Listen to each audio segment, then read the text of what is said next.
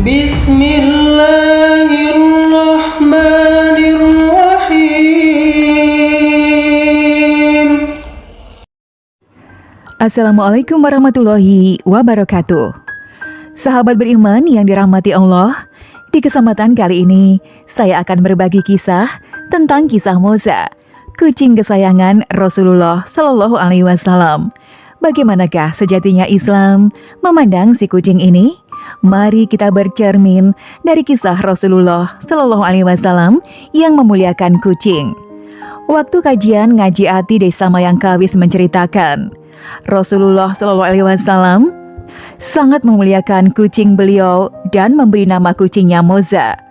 Rasulullah Shallallahu Alaihi Wasallam memang selalu memberikan nama semua yang dimilikinya, sekalipun benda tidak bernyawa.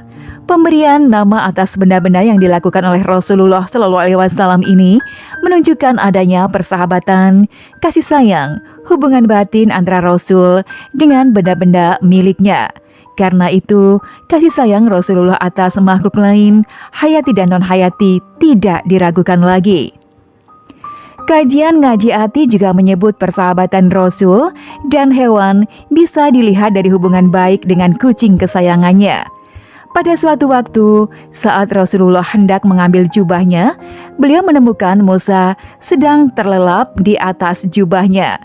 Tak ingin mengganggu kucing tersebut, Rasulullah pun memotong belahan lengan yang ditiduri Moza. Ketika Rasulullah kembali ke rumah, Moza terbangun dan merunduk sujud kepada Rasul sebagai balasan. Rasulullah Shallallahu Alaihi Wasallam pun mengekspresikan kasih sayangnya kepada kucing itu dengan mengelus lembut badan kucing yang mungil dalam aktivitas lainnya. Hampir setiap kali ketika menerima tamu di rumahnya, Rasulullah selalu menggendong Moza, kemudian meletakkan di pahanya. Salah satu sifat Moza yang disukai Rasulullah adalah mengeong ketika mendengar suara azan, seakan suaranya terdengar mengikuti lantunan suara azan.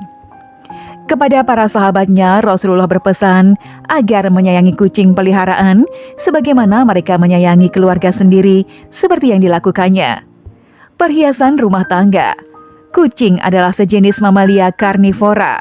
Kata kucing biasanya merujuk kepada peliharaan yang dijinakan. Moza merupakan kucing yang mulai dipelihara Rasulullah ketika pertempuran Uhud. Rasulullah Shallallahu Alaihi Wasallam tidak hanya sayang kepada Moza, semua kucing mendapat perhatian yang baik dari Rasul. Kucing termasuk perhiasan rumah tangga, ia tidak dikotori sesuatu. Hadis riwayat Muslim. Bahkan air bekas minum kucing tetap suci dan bisa digunakan untuk berwudu. Badan keringat, sisa makanan, serta air liur kucing adalah suci. Air liurnya bahkan bersifat membersihkan. Hidupnya lebih bersih dari manusia. Hadis riwayat Malik. Dalam hadis yang diriwayatkan Muslim disebutkan bahwa tatkala Rasulullah Shallallahu Alaihi Wasallam akan berwudu, dihampiri oleh seekor kucing dan kucing tersebut minum di bejana tempat beliau wudu. Rasulullah pun berhenti hingga kucing tersebut selesai minum, lalu beliau kembali berwudu. Imam An-Nawawi dalam kitab Al-Majmu menjelaskan, jika kucing ini pergi, kemudian datang dan meminum air, maka kita yakin bahwa air tersebut adalah suci dan kita meragukan najisnya mulut kucing. Maka sisa air yang dijilat oleh kucing tersebut tidaklah najis, kecuali bila kucing yang mulutnya masih ada darah dan menjilat air, maka dihukumi najis secara pasti. Kucing harus diperlakukan dengan baik. Sebuah hadis mengisahkan tentang seorang wanita yang masuk neraka karena menyiksa kucing semasa hidupnya. Dari Ibnu Umar radhiyallahu anhu, Rasulullah shallallahu alaihi wasallam sempat bersabda, ada seorang perempuan yang masuk ke dalam neraka karena perkara seekor kucing. Kucing itu diangkat sampai mati, dia tidak memberinya makan, tidak pula membiarkannya lepas, sehingga bisa mencari makan sendiri, sekalipun serangga-serangga di tanah. Hadis riwayat Bukhari Muslim.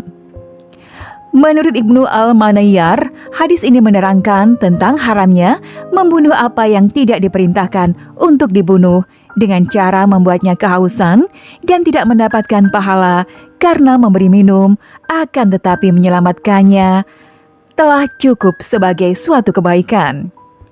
Dalam hadis yang lain menyebutkan bahwa Rasulullah Shallallahu Alaihi Wasallam mengatakan merupakan sebuah dosa yang layak untuk diganjar dengan seberat-beratnya hukuman bagi orang yang secara sengaja membiarkan binatang kelaparan. Dan tiada lain balasan untuk orang tersebut melainkan ancaman api neraka. Menurut Imam Ibnu Hajar Al-Haytami, memuliakan kucing hukumnya adalah sunnah. Jika ada seorang memiliki kucing, maka harus memberikan makan kepadanya. Jika kucing tersebut tidak mencari makan sendiri, disunahkan memuliakannya.